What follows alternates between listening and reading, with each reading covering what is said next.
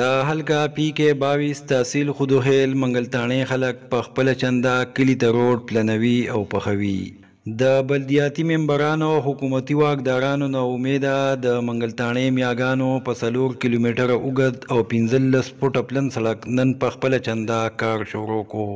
د سطح سمندر نه تقریبا په 2000 فوټه بلندۍ د دغه سړک افتتاح د کلي مشرانو او د منګلتانه ویلفیر ټرست عهدهدارانو وکړه. د افتتاح په موقع مندن نیوز سره د خبرو په وخت مشرانو ووی چې د کچه روډ د وجې ورته بېشماره ستونزې پیښې دي. هغې وایي چې کله په کلي کې مریض شي نو موږ ورله سپیشل ګاډي کوو او ثوابی یا ډګر ته یې بوځو چې د مریض د علاج نه زیاته خرچه په ګاډي راځي. وایي چې اکثره مریضان مو د کچه روډ د وجې په لاره سا ورکي.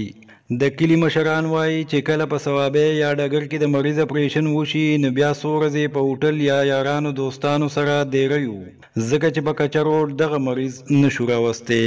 د کلي خلک وایي چې په کلي کې یو ښایي یو پرایمري او یو د جنکو میډل سکول دی خو د کچه روډ د وجې ورته د بهر علاقو سټاف غاړه نږدي او زر ته بدلي کوي چې له وجې زموږ د ماشومانو مستقبل تیاره کیږي. هغې وایي چې جنکۍ د میډل نه پس تعلیم پرېږدي او هلکان د 10م جماعت پاس کولو نه پس د مزید تعلیم دپاره په هاسټلو کې پاتې کیږي ځکه چې په کچه روډ ورته روزانه تګ راتګ ګران وي. د دغه کلي یو بل مشر د کچه روډ نه سر ټکوي او وایي چې د خوراک څښاک سامان او نور میټیریل ورته ګران پرېوځي. وایي چې کوم څیز په غرغشتو بازار کې واخلو بیا پرې ګاډي لا کرایي ورکوو چې قیمت یې 1 په 3 سیوا شي. د ګاډي یو ډریور وایي چې کله د غرغشتو بازار نه منګلتانې او بیا واپس غرغشتو ته راشي نو ټولې پیسې په مصرخانه کې په ګاډي لګوي ځکه چې د کچه روډ د وجې ګاډي پرزې ماتوي. هغه وایي چې په 40,000 روپۍ نوي ټیرونه واخلو نو د دې روډ په وجه راله 3 میاشتې نه ډکوي.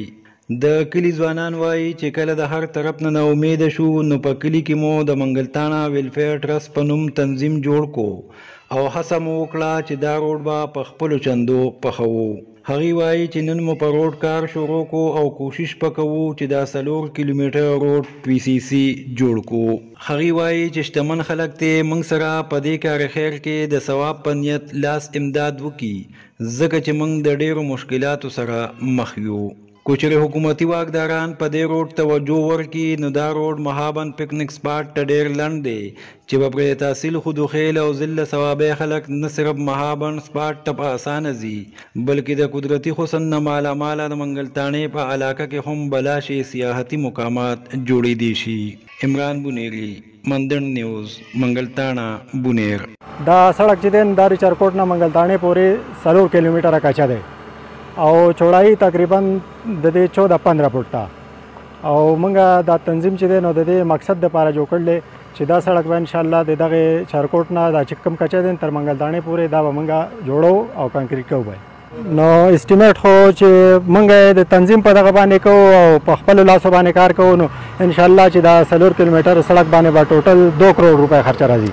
جی دلته په دې ټول یونین کونسل سروایي کې چې دی نه صرف په غازي کوټ کې ډسپنسري ده نور په دې ټول یونین کونسل کې نه ډسپنسري شته نه RHC شته. غازي کوټ هم زموږ نه ډېر لرې دی هغې ته چې موږ مریض بوځو د هغې په نسبت باندې موږ ته ورغشتو او ثوابی چې دی نو هغه اسان پرېوځي. نو موږ چې کله مریض دغه کوو نو لومبی خبره دی چې موږ مریض ثوابی ته وړو نو په هغې باندې 4,000 روپۍ زموږ نه ګاډي اخلي او که ډګر دی وړو نو زموږ نه ګاډي والا 5,000 روپۍ اخلي. نو په دوای باندې زموږ 2-3,000 روپۍ خرچه کېږي او په کرایه باندې زموږ 4 یا 5,000 خرچه کېږي. نو د دې وجې نه چې څو پورې یو سړي خپل مریض لا د کرایې پیسې نه کتلي نو هغه دوای له نشي بوتلی. هر څنګه که ډیلیوري مریضي او که دغه مریضي عام جنرال مریضي نو هم دلته ډسپنسري نشته هېڅ سهولت نشته. د دې وجې نه یا موږ ثوابی ته بوځو یا ډګر ته بوځو یا غرغشتو ته بوځو. نو د هغې دپاره موږ لومبی چې د نو 4,000 روپۍ یا 5,000 روپۍ کرایې ګورو او که هغه چا سره نه وي نو بس مریض دغه شانې د دوای په انتظار باندې پروت وي او اکثر ایکسپایر شي. بلکل په ډېر زیات شوي دي او اکثر دلته کې بعضې داسې دغه شي چې څوک ګولی مولی وخوري یا چې تا بل څه دغه کیس ګولی د ویشتو میاشتو کیس وشي یا ډیلیوري کیس وي نو هغه مریض چې موږ هسپتال ته رسو نو هغه په لاره کې ایکسپایر شوی. او بل چې موږ دغه وکړو د مریض له اپریشن وکړو فرض که په ثوابای کې پېښور کې نو چې دلته نه د هسپتال نه ډسچارج شي نو بیا موږ کلي ته راړی نه شو د دې وجې نه چې د سړک د لاسه هسې نه چې ټانکې سټچ شي او موږ ته نوره مسله جوړه شي. موږ ته دا مشکلات دي ټول نه زیات چې تاسو د دې روډ حالات ولیدل لکه دا د تګ راتګ قابل نه دی او موږ ته ډیر زیات مشکلات دي. ټول نه غټ مشکلات موږ ته دې روډ کې دا دي چې موږ ته یو خو د خوراک او نور چې کوم میټیریل د آبادۍ دا چې موږ راوړو دا موږ ته یو په 3 ګون نه زیات ګران پرېوځي. بله دا موږ چې مریض یو نو موږ دلته نه ثوابۍ ته بوځو نو چې مریض باندې په علاج 2000 روپۍ لګي نو داسې په 5000 روپۍ لګي د ګاډي او موږ له د ګاډي غم هم کوو لاول نو یو موږ ته دا غټ مشکلات دي. بل دا چې دا په دې منګلتاڼه چې کوم دی دا د ساداتو کلی دی دلته ټول سیدان پاتې کېږو موږ او موږ سره په بانډاجاتو کې ګجر برادري ده نو زمونږ د صاحب مال او صاحب اختیار د دواړو قسمه چې صاحب مال هغه خلک چې کوم ډونرز دي او صدقات او خیرات کې زمونږ هغوی ته هم دا درخواست دی چې موږ سره په دې روډ کې د زړه د اخلاص امداد وکړي او صاحب اختیار چې کوم زمونږ MNAs MPAs او د حکومتي واکداران دي نو هغوی ته هم زمونږ دا درخواست دی چې د خدای لپاره دې موږ سره په دې روډ کې چې څومره هم د هغوی نه کېږي ودې دا حالات ولیدل دا حالات دي. زه خپله ګورمنټ جاب کومه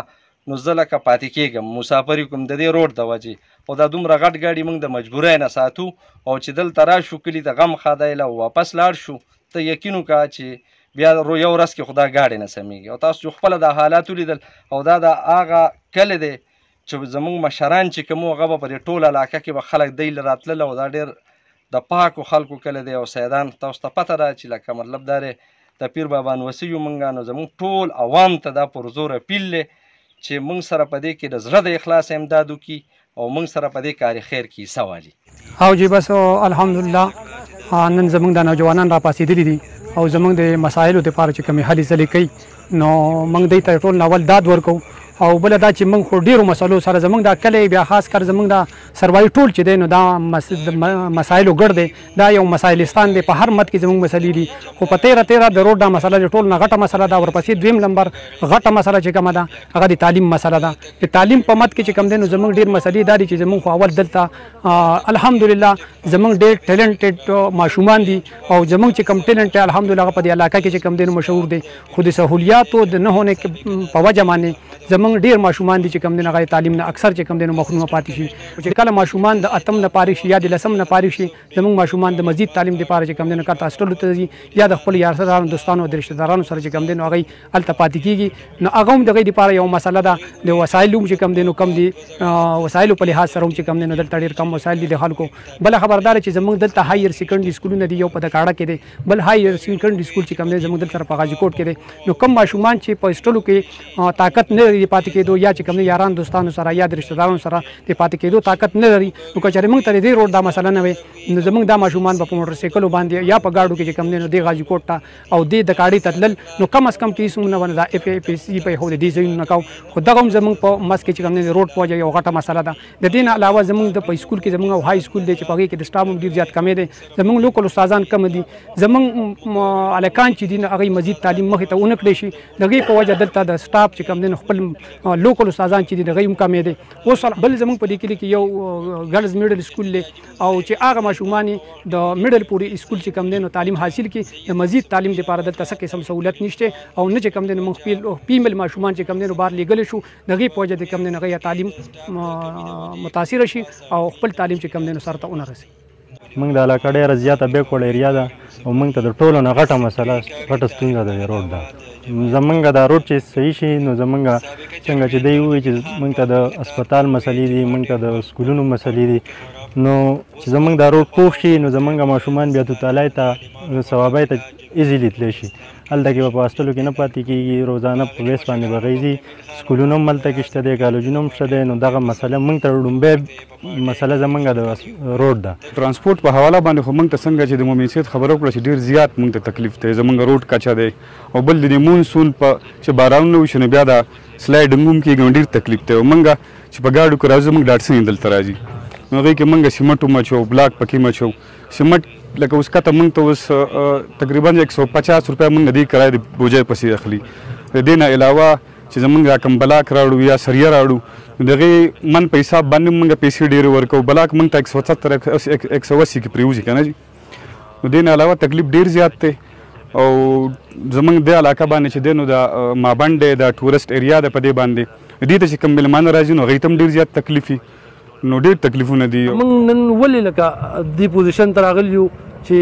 دلته روډ کې راغونډېږو خپل روډ په خپله جوړو. نو دا زمونږ د هغه سیاسي مشرانو زه هر ځای دا تنقید کوم او بار بار کوم او په کار دی دا به موږ کوو ځکه چې دا زمونږ مشران دي دوی له موږ دا ووټ ورکړلی نو دا به موږ قبر کې به خپل خپل حساب موږ سره او په دې دنیا به دوی موږ ته د دې ووټ په بدله کې زمونږ د دې نمایندګۍ په بدله کې به دوی موږ ته د دې هغه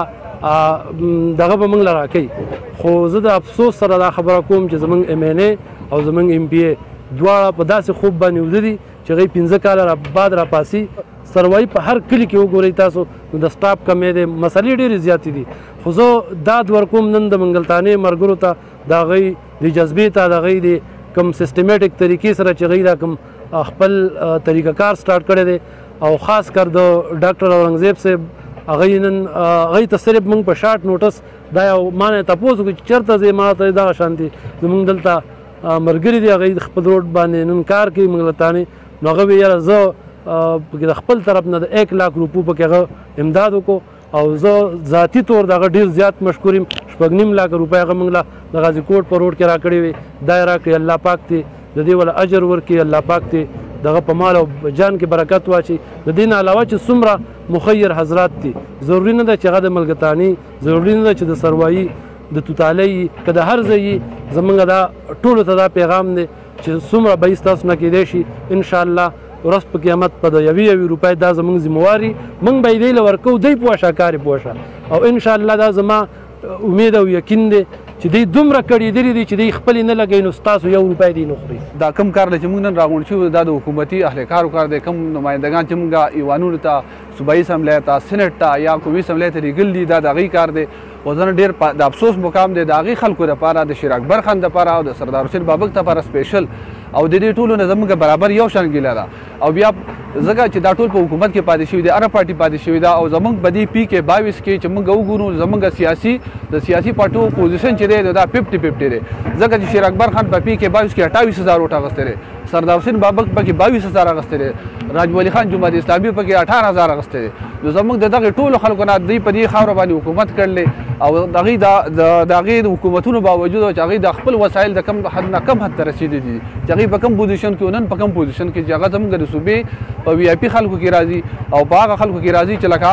سرمایهدارو کې راځي. دا ولې د دې عوامو په ووټ خو نن دا عوام راجمع شوي دي او دا د ابني مدد اب کې ته حالان کې دې جذبې ته سلام کوم. د دې خلکو د هغوی دپاره د شرم او د افسوس خبره ده او د دې زموږ د دې سادات او زموږ د ګوجر برادرۍ دپاره دلته چې کوم ګامونه پاتې کېږي د هغوی دپاره ډېره د خوشحالۍ خبره ده. او بله خبردار ده چې موږ خو ډک ځو او ډک راځو خو چې غروشتو ته کله هم راشي نو یوازې زما ګاډۍ نه په منګلدانه کې 10-12 ګاډۍ دي او چې راځي نو لومبی به موږ مصریخانې ته ځو پوه شوې او هغه سپیر پارټ هم دومره ګران دی چې زموږ د دغه پوره کېږي نه د ګاډي لکه موږ چې کومه پیسې وړو راوړو په دې باندې نه پوره کېږي مانجې به پیسې لګو. نو تاوان پکې کوئ؟ تاوان دی روزانه موږ کومه پرزه ده ډېره ماتېږي د کډو د وجې؟ موږ ته خو جمپینګ راډې ډېرې ماتېږي موږ ته چې کوم دی نو اکسلې ماتېږي بیا راته چې کوم دی نو د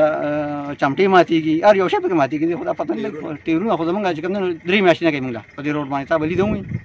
او خیر دی بیا مثال بیا څوک راځي بیا دې وویني شپږ په 40,000 روپۍ باندې موږ ټیرونه واچوو 3 میاشتې موږ نه کوي.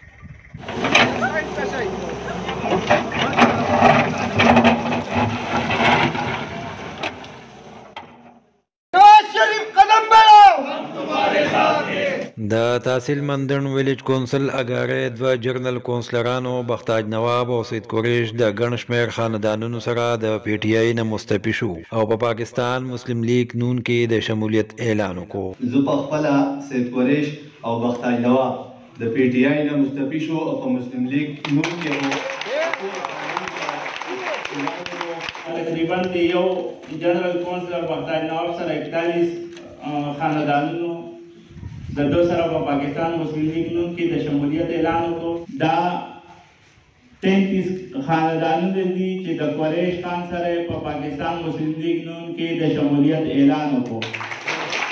په شمولیتي تقریب کې د مسلم لیگ نون صوبائی نائب صدر حاجی صدیق الله، ضلعی صدر سالار خان، جنرل سیکرٹری شابه روان خان، صدر پی کے 25 لیاقت خان، جنرل سیکرٹری امیر زیب خان، صدر مندر نور جلیل خان، جنرل سیکرٹری امیر زیب استاد، ډیویژنل نائب صدر ناصر عباس باچا، حاجی سبحان الله او دلاور خان نه علاوه کارکنانو ګډون کړی وو. راغلي میلمنو نوې شامل شوي کسانو ته د پاټۍ ټوپۍ په سر کړې، ورته د میا محمد نواز شریف په قافله کې په شمولیت خرکلې وې. شمولیتي تقریب ته د خطاب په وخت راغلي مشرانو وویل چې په بونیر ضلع کې پاکستان مسلم لیگ نون په ترقۍ روانه ده او د روزانه په بنیاد پکې شمولیتونه کیږي. هغوی وویل چې مسلم لیگ نون د ملک بانی پارټي ده او هم دا پارټي به پاکستان د هر قسم بحرانونو وباسي. مقررینو وویل چې پاکستان تحریک انصاف په خپل 3.5 کاله حکومت کې ملک قرضداري کړې او په دومره وخت کې یو میگا پراجیکټ هم نه دی مکمل کړی. مشرانو زیاته کړه چې چا به زموږ مشرانو ته غلا او ډاکوان وي،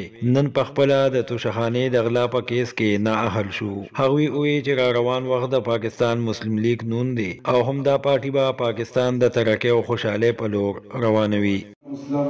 ډېر زیات خوشحاله کی موږ له دا مقرره کړه، زه دې ته خوش آمدید وایم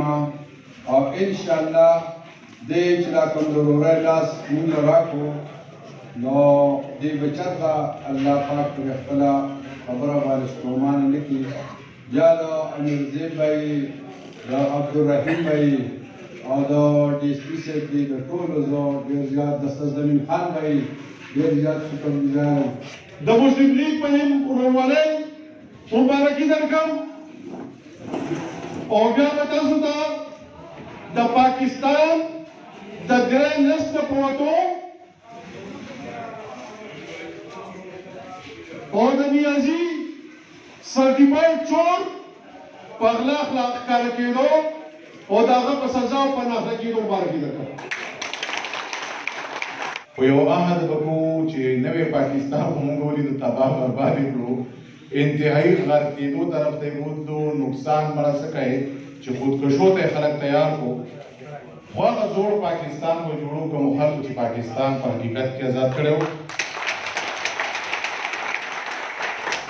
کومو خلکو چې د پاکستان د لا اله الا الله په نوم آزاد کړی و، کومو خلکو چې د پاکستان د اسلام قلعه جوړه کړې ده. او حقیقت دا دی چې موږ ته خلک وایي چې موږ نه یو آزاد، قسمه خبرې کېږي، خو حقیقت کې موږ آزاد خلک یو. پاکستان په 1947 کې آزاد شوی، هغه هم د مسلم لیگ برکت او د پاکستان لکه چا تحفظ ورکړی دی هغه هم مسلم لیګیان دي. دې وروڼو ته هم دا کوم موږ سره چې شامل شو دوی ته خو انتهایي په مینه کې په دې یم چې نه دې وخت کې ما سره صوبایي ممبر شته نه ما سره قومي ممبر شته، خو د دوی په زړه کې الله پاک زموږ صدر صاحب مبارک بختور سړی دی، داسې خدای لارې کولاوي چې د دوی په زړه کې خدای پاک دا خبره راوسته چې یاره داسې پارټۍ ته ځو چې دا د دې ملک لپاره کامیابه پارټي ده. نو زه دوی ته ډېر زیات مشکور یم او په خیرالۍ ورته وایم. او که چېرې زه دې وخت کې د عبدالرحیم د سرزمین کاکا او د امیرزیب سیکرټري صاحب شکریه ادا نه کړم نو دا به زیاتې ځکه چې دې کې ډېر محنت دی کړی او زه ورته خراج تحسین پیش کوم. د دوی ته خپل طرفه د دې خپلو مشرانو طرف نه مبارکباد ورکوم چې دوی کومه فیصله کړې ده انشاءالله دا به د اګارۍ د کلي لپاره د دې علاقې د مستقبل د خیر فیصله وي. دا د راتلونکي وخت فیصله ده، دا د حالاتو تقاضا ده. ځکه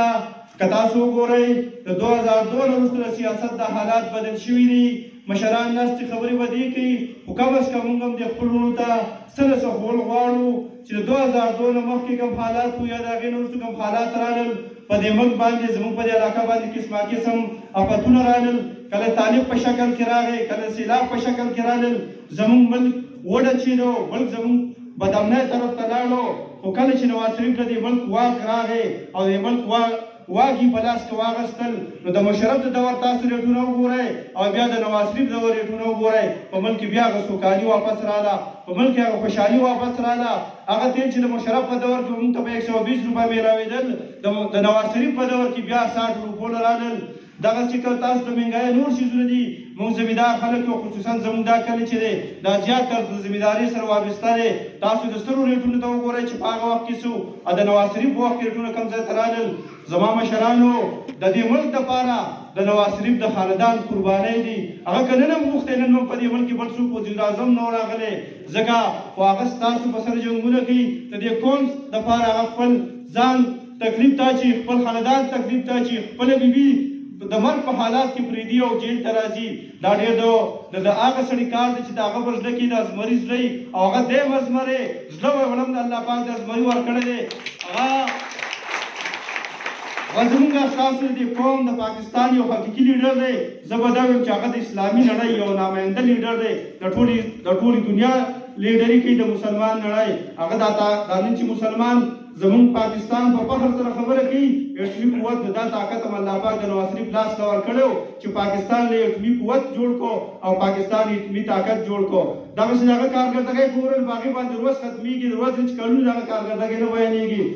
د دې پی ټي آی مشران دی دا اوټ په څه باندې اخیستی چې وی موږ په هر یو سیز کې ګراوند جوړو د کرکټ ګراوند به جوړو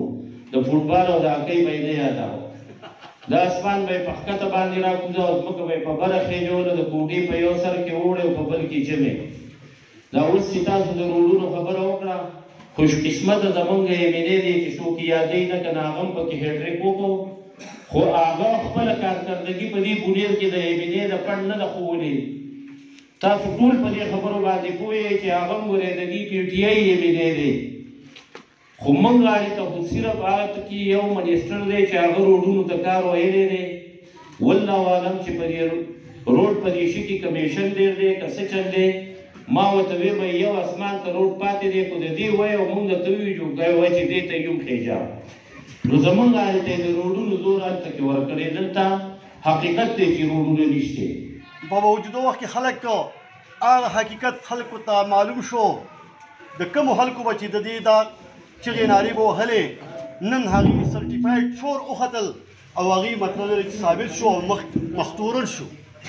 نن ورسره هېڅ قسمه څه جواب نشته هغې د ملک تباهي وکړه بربادي وکړه ملک یې تباه برباد کړو په دغې به زموږ مشران خبرې کوي خو زه به دا ووایم چې مسلم لیګ یو داسې پلیټفارم دی چې انشاءالله چې په دې کې د ملګرو کارونه نه علاوه د ملګرتیا د ورورولۍ دا یو فضا ده او دا داسې یو پلیټفارم دی چې خپل ملګري ته په هر حالات کې په هر تکلیف کې رسي او هلته عزت ورکړي چا په مسلم لیگ کې لاس اوچت کړو نو دلته غیرت او د ایمان کار وکړو او بله پارټي نشته چې هغه ستا په پاکستان کې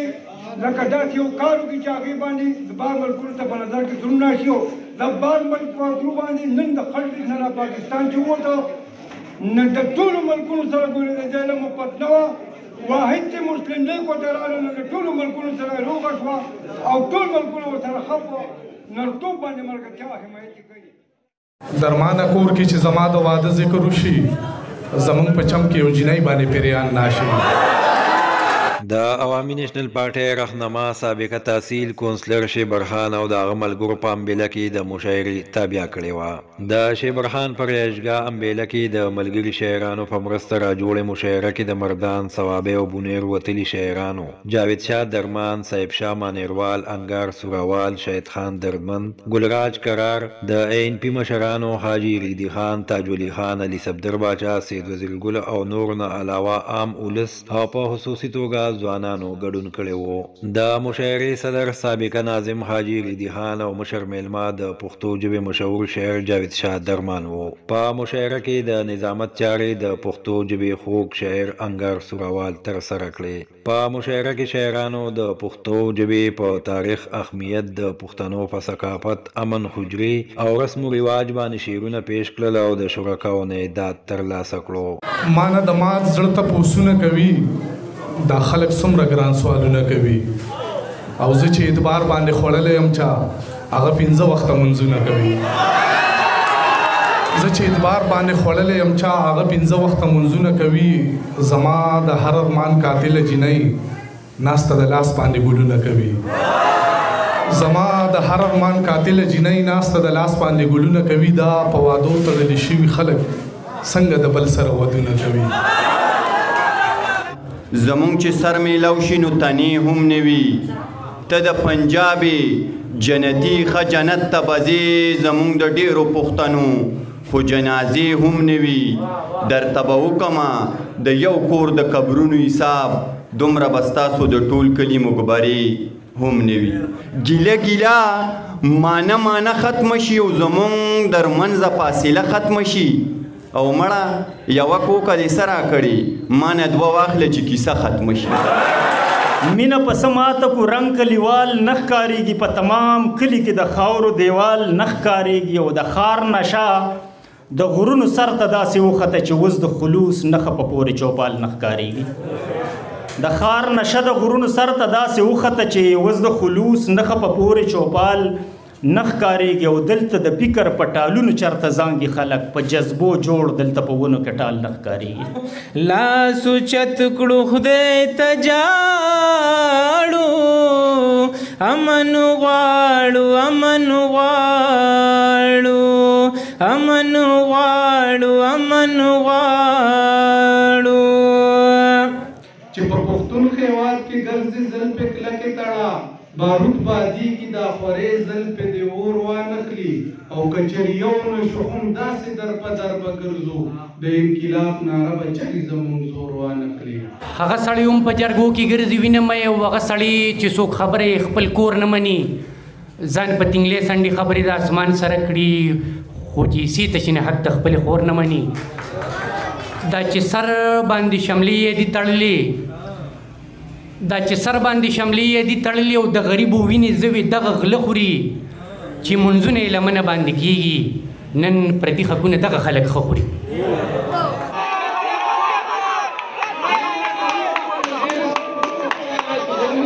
خوندور مشاعرې ته سابقه تحصیل کونسلر شیبر خان سید وزیر ګل او حاجي ریدي خان خطابونه وکړل مشرانو وویل چې شاعران د کام سترګې دي او شاعران په خپلو شعرونو کې د کام په صحیح توګه رهنمایي کوي هغوی وویل چې مخکې به حجرې ابادې وې مشران او کشران به په حجرو کې یو ځای ناست وو هغوی زیاته کړه چې حجرې د پښتنو ثقافت دی او زموږ کوشش دی چې د مشاعرو په لوري یو ځل بیا حجرې ابادې کړو مشرانو وویل چې د دې مشاعرې د کامیابۍ ان شاء الله په ټول تحصیل مندړ کې د مشاعرو پروګرامونه کوو او کوشش وکړو چې ځوان کول د موبایل نه را بهر کو ورته د پښتنو ثقافت وښایو د ټولو نه مخکې هو د شیبر خان ورور زه ډېره شکریا ادا کوم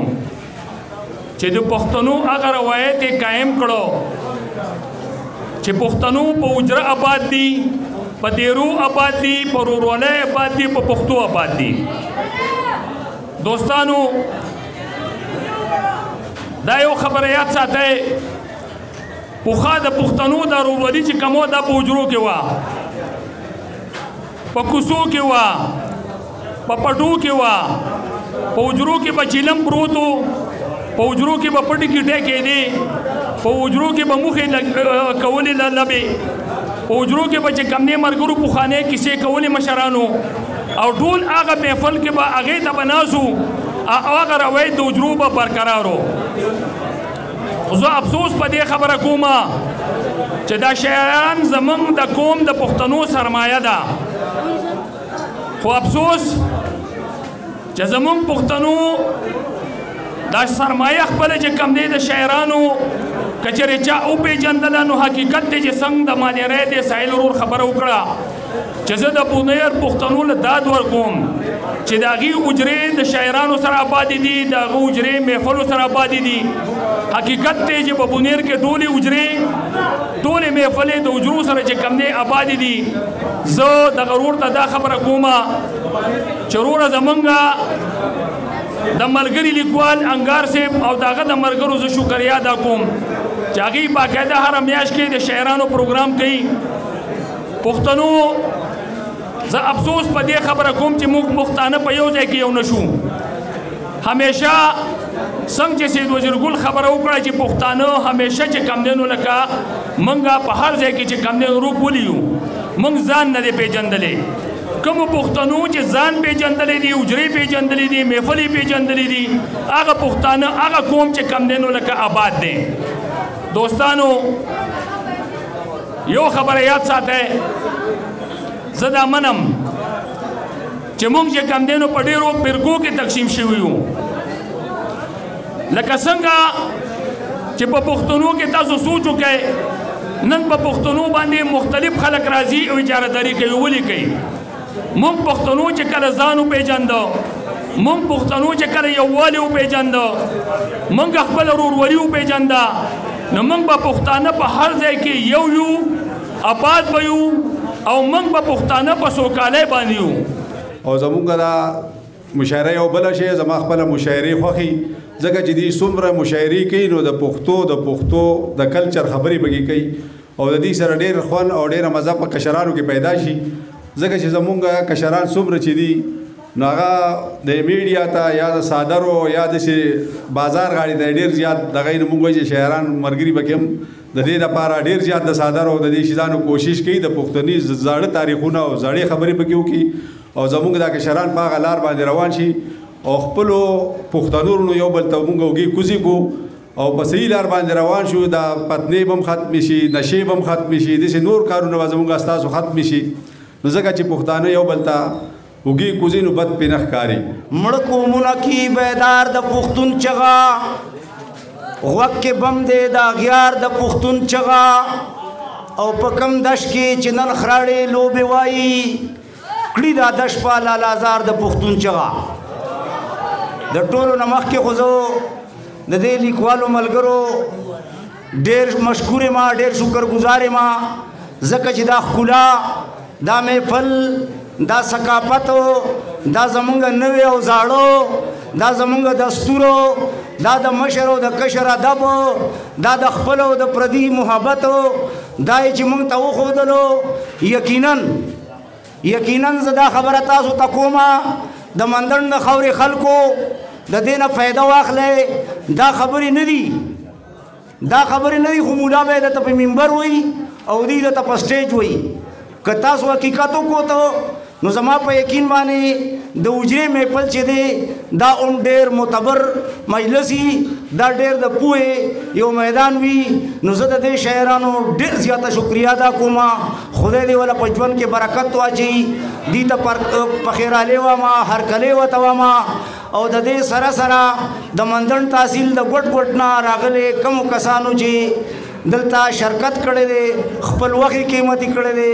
نو هغې له داد ورکوم د هغې شکریه ادا کوم بسم الله الرحمن الرحیم ملګرو عمران بنیری یم او دا وخت په ګورنمنټ پرایمري سکول امبیله بالا کې ناست یم ملګرو لکه څنګه چې تاسو ته پته ده چې نن 5 اکتوبر دی او په ټوله دنیا کې ورلډ ټیچر ډے مناویږي او دا هم تاسو ته پته ده چې موږ کال په کال په دې ورځ باندې استاد ته د خراج تحسین پیش کولو په غرض باندې یو پروګرام کو د یو استاد سره کینو تیر کال کو تاسو یاد نه مونږه د ناوګې د یو سپیشل پرسن وته مونږ ویلو شو یا په دواړو خپو باندې معذوره دی اوسمزاده استاد سره مونږ ویډیو کړی وه او څه کال په 5 اکتوبر باندې موږ د امبیله بالا پرایمري سکول ته راغلي یو پرایمري سکول امبیله بالا د تحصیل مندړ په سکولونو کې یو ماډل سکول به ورته موږ ووایو او د هغې د ماډل کېدو نتیجه هم دا ده چې د هغې هیډ ټیچر محمد صلاح صاحب چې دی هغه کاوشونه دي او د هغه سره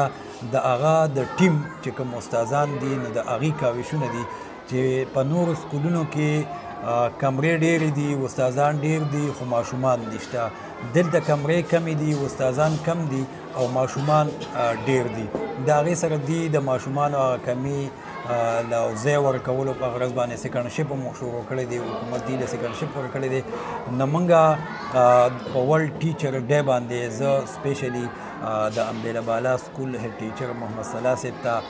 په دې ورځ باندې سلام پیش کوم چې د دې کاوشونو ته خو د دې سره به خبرې اترې کوو چې څنګه او په کومو خبرو باندې په کوم اکټیویټیز باندې دی د امبیله بالا سکول چې دی هغه یو داسې مقام ته رسولی دی چې په هغې د والدینو هم اعتماد دی په هغې د محکمې تعلیم هم اعتماد دی او په کال کې 2 پیری 3 پیری دی په امبیلا بالا سکول کې په مختلفو سرګرمو باندې پروګرامونه کې کله په یوم والدین په سلسله کې دلته کې پروګرامي کله یتیمانو له کپړې سویټرې وغیره ورکوي نو په هغې باندې پروګرامي کله د سپورټس په مد کې د بزم ادب په مد کې پروګرامي او په دې ورځ باندې مخکې د دې نه چې د محمد صلاح صاحب سره خبرې اترې شروع کړو هغه خپل تعارف وکړي زه خپلو هغه ټیچرانو ته کم چې د کې جي نه والا زما د ډبل ماسټره پورې زما ټیچران پاتې شوي دي ډایرکټ پاتې شوي دي انډایرکټ پاتې شوي دي زه هغې ټولو ته هم سلام پیش کوم او یو جهان مننه کوم که کوم وفات دي نه الله پاک ته مغفرت نصیب کړي که کوم ژوندي دي نه الله پاک ته دنیا او آخرت دواړه ښایسته کړي محمد صلاح صاحب د ټولو نه مخکې د ټایم راکولو یو جهان مننه م کوو او زموږ د کتونکو سره خپل مختصر تعارف وکړئ د هغې نه وروسته بیا نورې خبرې کوو أعوذ بالله من الشيطان الرجيم بسم الله الرحمن الرحيم إنما بعثت معلما زما ګران رور عمران بنيري صاحب د ټولو نه لومبی زه ستاسو مننه کوم شکریا کوم چې تاسو په دې ورځ باندې د میډیا ډېر شی خلک ته زموږ سره عمل په سطح د ضلعې په سطح خو ستاسو ټارګټ چې دی نو همیشه چې دی نو ایجوکیشن او نن هم بیا تاسو سره دا احساس دی چې د سلام ټیچر ډے په ورځ باندې تاسو بیا په خپل ترجیحاتو کې په 1 نمبر باندې تعلیم کېښودو او زموږ د ادارې ته رالی او موږ له عزت راکړو نو موږ د دې یو جهان مننه وکړو او لکه چې دی ستا شکریا ادا کوو چې تا بیا هم په قوم کې چې دی د دې ورځې د اهمیت په لحاظ باندې چې دی دې ته فوقیت ورکړو زموږ خواله رالی ډېره ډېره مننه څنګه چې تاسو خبره وکړه زما نوم محمد صلاح دی تعلق مې د امبیلې کلي سره دی او د ایجوکیشن په حواله چې دی په پرایمري کې د 1980 کې زما د خپل کلي په پرایمري کې ایډمیشن شوی دی او په 92 کې ما میټریک کړی دی او بیا چې دی تر اوسه پورې چې دی د تعلیم چې کومه سلسله ده هغه لا جاري ده موږ لا زده کړې د عمل سره وابسته یو او زده کړه کوو زمونږ تعارف او زمونږ پیژنګلو چې دی هغه زمونږ سکول دی او نو زیات کوشش به زه دا وکړم چې د خپل سکول په حواله خبره وکړم خو چونکې د ورځې په مناسبت سره لازمه ده چې د دې ورځې ته د قدر و منزلت په حیثیت باندې په بنیاد باندې زه د ټول لومبی هغه خپل استادانو ته سلام پیش کړم چې د چا د تربیت د چا د مهنت په بنیاد زه نن په دې مقام ناست یم او زه نن تاسو سره 2-3 خبرې کولی شم نو زه خپل هغه ټول ستا خبره به وکړم چې زما د نرسرۍ نه والې تر ماسټره پورې چې څومره استادان دي چې کم په حیات دی الله دې د هغوی په زندګو کې برکت واچي او الله دې وله طویل د عزت عمر ورکړي چې کوم وفات شوي دي الله تعالی دې قبرونه د نور نه ډک کړي زه هغه ټولو خپلو استادانو ته سلام پیش کوم او بیا چونکې ستا په پاڼه باندې ما ډېره ښکلې موقع وموندله نو زه غواړم چې زه نن خپلو د پرایمري هغه استادانو تاسې خو زما ډېر استادان دي فهرست اوږد دی نو د چا به رانه به پکې خفه شي که زه څوک هېر کړم خو چونکې زه په خپل هم د پرایمري سره وابسته یم او د پرایمري د استاد زړه ډېر ستړی کېږي ډېر زیات محنت کوي نو زه هغه استادانو ذکر به لږ وکړم چې کوم زما په پرایمري کې پاتې شوي په هغې کې په 1 نمبر زما عبدالله جان استاد صاحب د کوګا دی پکې دویم په لحادي استاد صاحب مرحوم د کوګاو اوس وفات شوی دی تحسین الله استاد صاحب د سوراو کفایت الله استاد صاحب د سوراو نصر الله خان استاد صاحب د امبیلې برکت شاه استاد صاحب د امبیلې برهان الله استاد صاحب د امبیلې دا زما هغه قادرمن استادان دي دا زما په پرایمري کې استادان پاتې شوي زه هغې ته یو ځل بیا سلام کوم خو په دې ټولو کې د سړي بیسټ ټیچري خوښ استاد ټول د ګلدستي ګلونه دي موږ ته پکې فرق نشته خو بهرحال یو داسې چې د سړي په ژوند کې یو نقش پرېږدي نو هغه استاد زما بیسټ استاد چې دی د هغه نوم چې دی منیر خان استاد صاحب دی چې د هغه د ناوګۍ سره تعلق دی په 1983 کې دا زما د دویم استاد او دته زه بیا یو ځل سلام پیش کوم الله دې په ژوند کې برکت واچي او د هغه سبقونه ټوټل ماته تر اوسه پورې عمران بھائی یاد دي داسې نقش دی چې د هغه ټوټل کتاب ماته اوس هم یاد دی چې کوم سبقونه هغې موږ ته ویلي دي د ویډیو که طویل کېدی نو ما به تا ته هغې هغه سبقونو هیډینګ ویلو خو چونکې ډېره به طویل شي نو بیا به ګرانه شي نو دا زمونږ د اول ټیچر دی او د خپل بالا سکول د تعارف په بنیاد باندې څو خبرې استاد صاحب دا راته ووایې چې تاسو په خپل امبیله بالا سکول کې څه داسې کارونه کوئ چې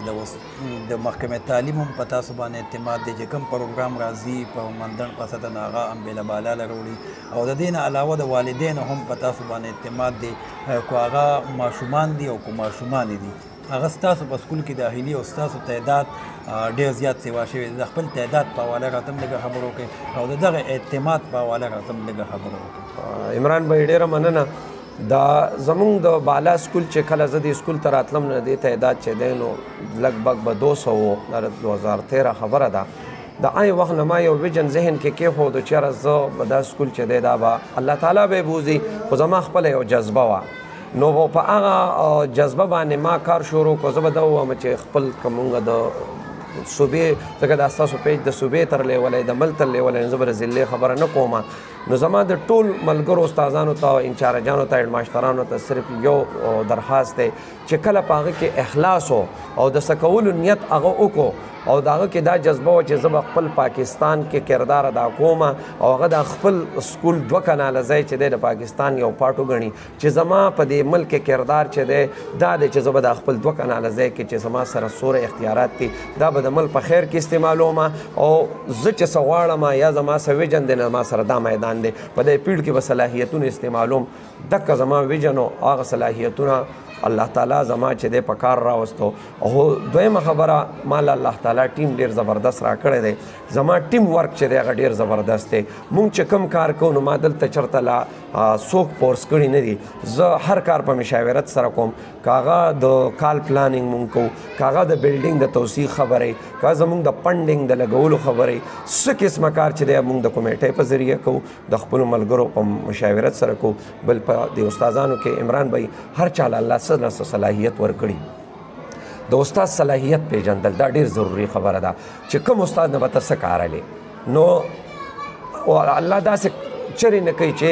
یو سکول کې یا په یو اداره کې به خلک په یو فیلډ کې تکلی په بل کې بني نو په هر چا کې څه نه څه کوالټیز دي. زه هغه کوالټیز چې دی هغه استعمالوم او هغه په کار راولم د هغې برکت الله تعالی وروسته موږ ته ښکاره کوي. سکول چې دی زموږ په دې وخت کې د 700 انسک راسکۍ هغې ته لګېدلی دی نږدې شوی دی.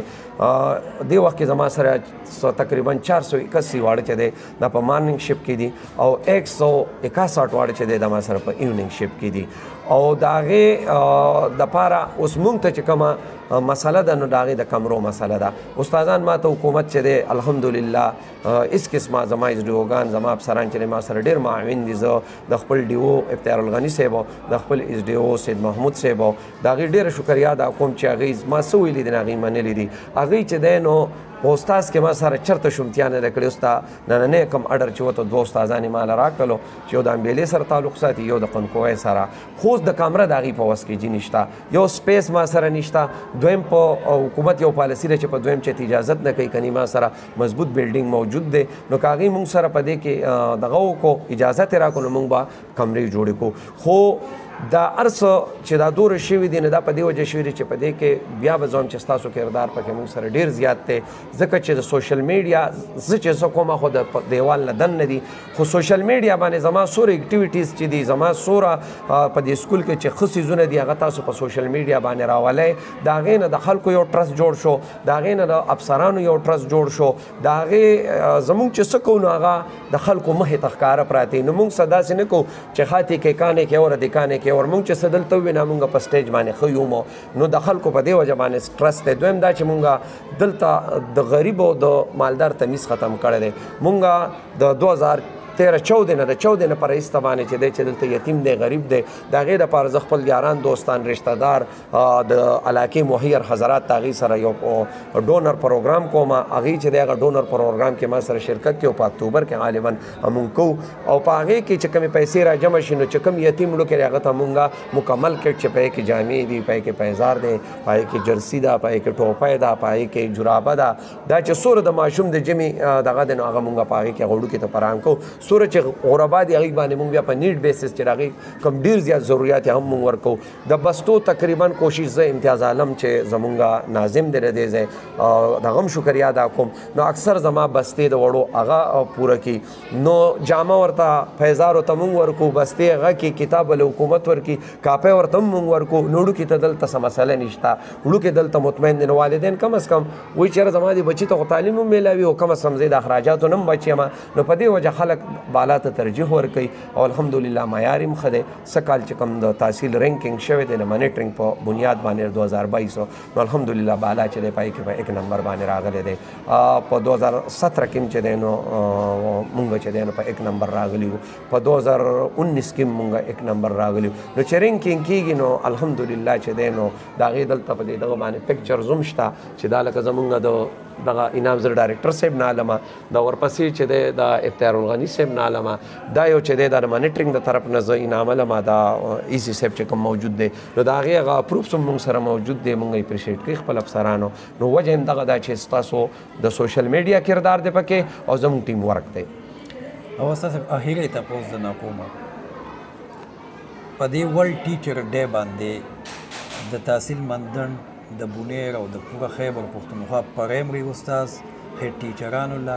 میډل های او های سیکنډري له څه پیغام ورکوي چې هغې څه داسې وکړي چې دا قوم راوچت شي د خلکو په سکولونو په سرکاري سکولونو باندې اعتماد پیدا شي او د ملک په ترقۍ باندې روان شي عمران بھائی ډېر ښکلی سوال مو وکړو او ډېر زیات اهم پیغام دی چې دا زموږ د ډسټرک بونیر نه زه به همیشه د خپل ملک او د ټولې صوبې خبره کوم زموږ دا پروګرام ډېر لرې پورې وړېدی شي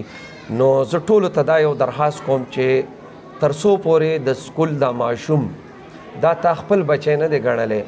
او تا خپل لیول د پیجرین او د ماسټر نه د دې لیول ته نه دی راکوز کړی تر هغې پورې ته چې دی نو د ماشوم په کور کې زړه نشي جوړولی د دې خصوصي د پرایمري په لیول به زه دا وایم چې د ټول نه ړومبی د ماشوم سره انس و محبت سیوا کول دي او هغه ځان سره مانوس کول دي چې که تا د پرایمري ماشوم ځان سره مانوس کو نو د ده به سکول نه غیر حاضري ختمه شي دی به د سکول سره محبت پیدا شي نو ته اول څه وکړه دی د ادارې سره رادن نه کوه دلته د زړه ولګوه د هغې د زړه د لګولو لپاره به ته په خپلو خویونو کې تبدیلی راولي خپل سټیټس چې ستا کم بار دی هغه به پرېږدې دلته به ته یو د دې ماشوم 15 کالو ته خپل سایز راکوځی خپله لهجه به راکوځی خپل تعلیم به راکوځی دی به هله هغې نه چې دی نو تا سره مانوس کېږي دی به غیر حاضري پرېږدي دی به ستا خبرې ته غوږ دی څنګه چې د حکومت ترجیح دار چې سزا دي په سکول کې نه دکه خبره ډیره په دغه کې پوره سره ده د پرایمري په لیول خصوصا د سیکنډ کلاس لپاره پورې چې دی دې وړو له سزا نه دا بالکل لرې ساتل پکار دي او د دې سره مینه محبت کول پکار دي او د ټولو نه اهم شی په دې کې نظم و ضبط دی چې تر څو پورې د یو سکول نظم و ضبط نه هغې کې ډسپلین نو نو دا سکول پایداره نشي کېدی او دلته مونږ ړومبی ترجیح چې دی نظم و ضبط دی د کلاس ارینجمنټ دی ښکلي د وړو ترتیب دی زبردست دی واړه دی چې دی په یونیفارم باندې برابري وړو استاز ته فیسیلیټي برابري زه د کال په آغاز کې استادانو ته لیست ورکوم چې تاسو خپل ډیمانډ ماته پیش کړئ د کلاس تاسو چې کوم مواد دي تدریسي مواد دي هغه ماته به د کاغذ راکړئ چې زه راته پوره کړم نو هډ ماسټر له انچارج له دا پکار دی چې د استاد د ضروریاتو خیال وساتي دویم ټیم ورک دی کوي هر سړی یوازې په خپله نه کوي خپل استادان د ځان سره انوال ساتي او د هغوی سره د شفقت او د محبت رویه ساتي او هغوی کې د خوف خدا پیدا کړي چې کله تا په یو استاز کې خوف خدا پیدا کو نو انشاءالله چې دی هغه به د خپل شي سره ډیوټډ وي او هغه به چې دی نو قوم لا او د مل لا او د ضلع لا دی له به ډېر ښه رزلټ ورکوي ډېره مهرباني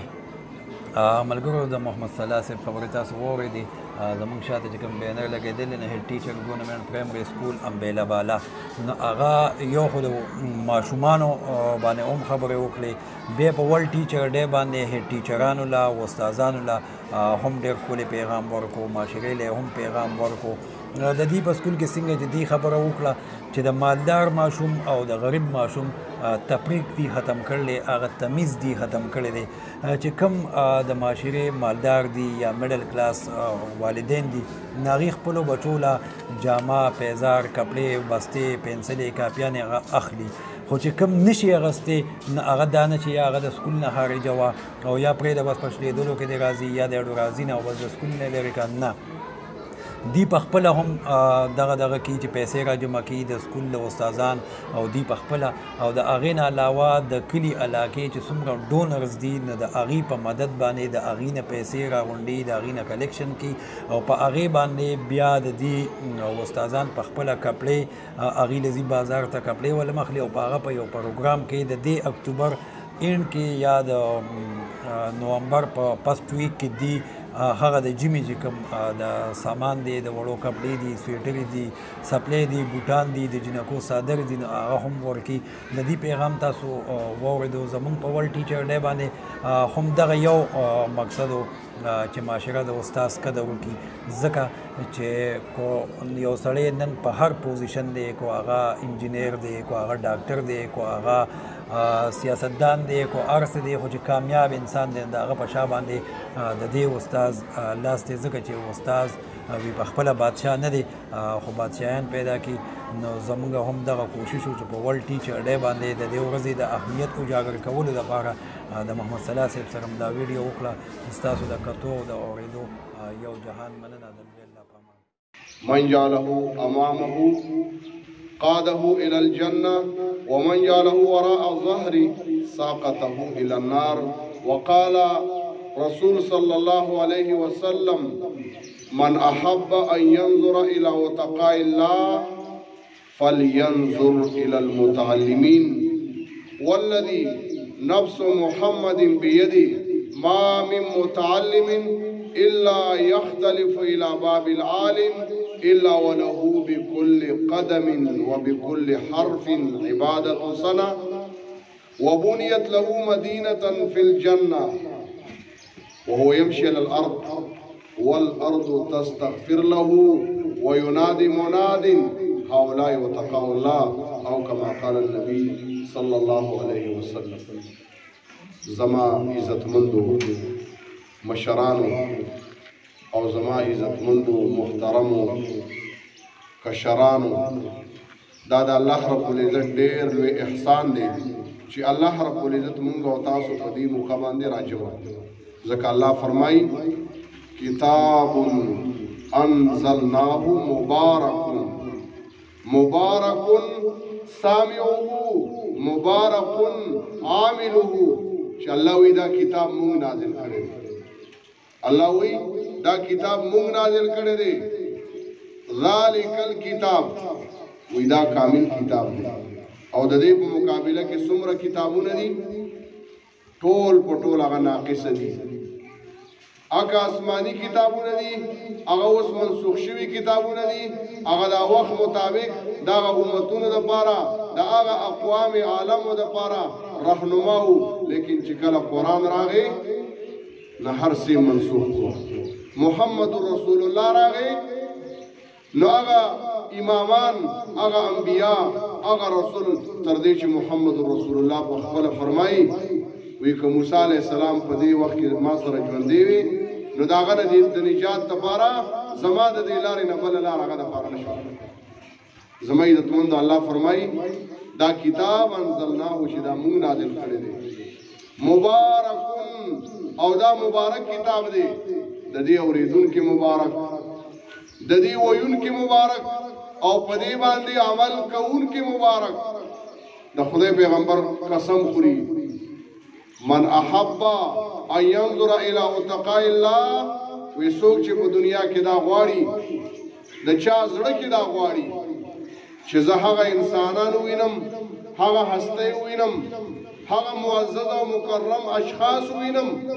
چې هغوی ته په دې دنیا کې دا ډیګري میلاو شوې ده دا سرټیفیکیټ ورته میلاو شوی دی چې دا جهنم واله نه دي دا دوزخ واله نه دي دا اور واله نه دي فلینظر الی المتعلمین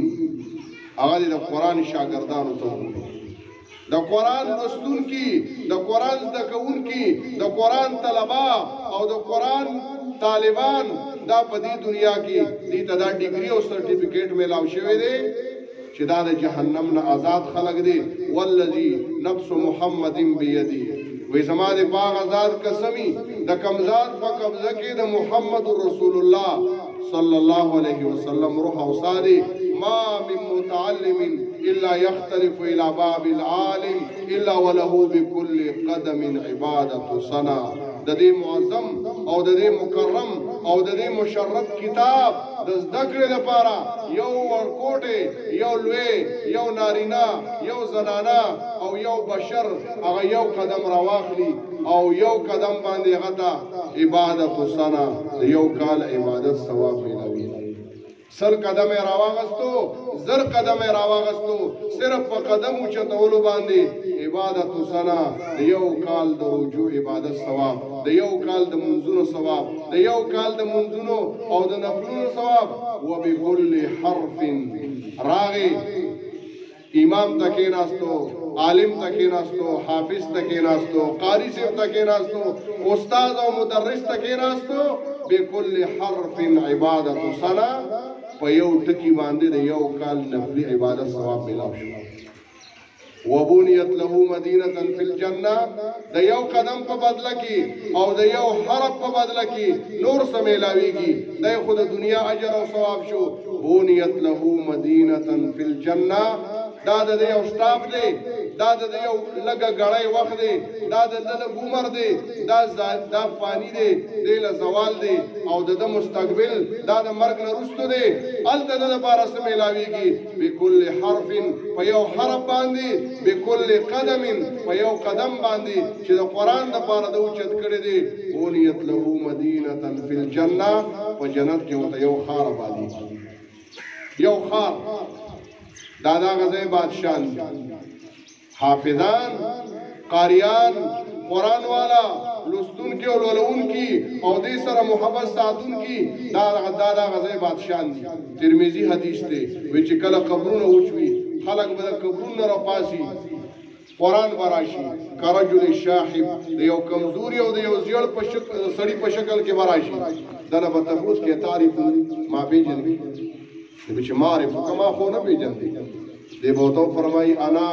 صاحب القرآن زخ استاغ ملګری قرآن ما کم قرآن الذي ازماتك في الهواجر واثرت ليلك چې په سختو ګرمو کې تا په ما عمل کړو تا به روجینی وي تما د وګونه من کړی وي واسحرت ليلك او تا به زیاده ولما تما د خوبونو نه من کړی وي خلکو به خوبونه کول ما استاشبیر کړی وي فإنك اليوم من وراء كل تجاره تاجرانو د دنیا دندو والو کاروباریانو د خپل کاروبارونو نه غټي غټي فائدې اوچتې کړې وي او ته د دنیا دا فائدونه ظاهري اعتبار سره محروم آباد شوی. فإنك اليوم من وراء كل تجاره نن بتا دا خپل تجارت او دا خپل سوداګرۍ او دا خپل مشغولیت او ما سره دا نسبت او دا مناسبت ثمره او دا غي فائدہ دا بتنن ویني سب ورکړي. فیوت الملک بیمینی الله مولا د بادشاہي پروانه ورکی چې ته بادشاہي او دا بادشاہي دا بدل شلو کالو د پاره نه 15 کال لا پوره شي نه دی یو کوس اغلا څلور نه پوره کړی وې دې تیم کوس کوي دا غزه بادشاہي والخلد بشمالي بل پروانه ور کی چې همیشه همیشه همیشه او همیشه به بادشاہي. فیوز علی راسی تاج الوقار التب ولا تاج پوشی کیږي یو بد دي ماشومان دلته ټوپه او رومیارونه پسري یو به الته الله دستار بندي کوي الته به تاج پوشی کوي. فیوک سے والدہ و حلتین مور او پلار ته به سمیلاوي فیوک سے والدہ و حلتین مور او پلار ته به داسي جوړي ورکړي شي لا يقوم لهما اهل الدنيا دا مشرق نواله مغرب پورې او د شمال نواله جنوب پورې ټول کائنات خپل سرمایه راجمع کی هر هغه شی چې باغې کې د روپۍ او د پیسې د جوړېدو استعداد دی دا ټول راجمع شو. لا يقوم لهما اهل الدنيا دا ټول مالیت د مور او د پلار کم انعاماتو کې دي ته جوړي ورکول کیږي دا د هغې قیمت نشي پوره کېدی. بمکوسینا هذه خدایا دا دومره اکرام دا دومره اعزاز او دا دومره لوی شرافت دا موږ له رسته د وجې راکو او دې ته به وویل شي لاخذ ولدکم القرآن ستا بچي خو قرآن یاد کړو ستا بچي دا د قرآن طالب و ستا د بچي صلاحیتونه دا په قرآن تیر شي ته د بچي د وجود یاد هغه د تربیت هغه ذریعه جوړه شوې دا اعزاز او دا اکرام نن تا ته درکولی کېږي. نو زما عزتمندو دا ډېره د خوشحالۍ موقع ده او د دې بچو پلاران هغوی د مبارکبادۍ لایق دي. ښکاري خو سنا چې دې بچو قرآن وي لیکن دې بچو قرآن وي الحمدلله رب العالمین یو آیات وي او د پلار د عملنامې نه یو ګناه معاف شو. من الجنة والناس اخیری آیات وي او د مور او پلار عملنامې دا د ګناهونو نه چې دې نه پاکې شوي او د دې په ځای باندې نیکۍ ولیکل شوي. الله رب العزت فرمایي شافع دا سفارشي دی. دلته زمونږ هم سفارشیان چې کله افسر سخت راغی موږه سخت رااله میدان سخت دی بیا سفارشیان په نظر نه راځي. الله وی شافع دا خبره واورئ دا قرآن سفارشي دی. څنګه سفارشي دی؟ په شا نه راځي دی شکست نه خوري دی شاته کېږي نه. مشفع سفارش د ده منلی شوی دی. ماهر دلته هم نایک د دغه لپاره جنګېږي خو چې کله معامله سخته راله بیا هغه خپې وباسي. الله وی ماهر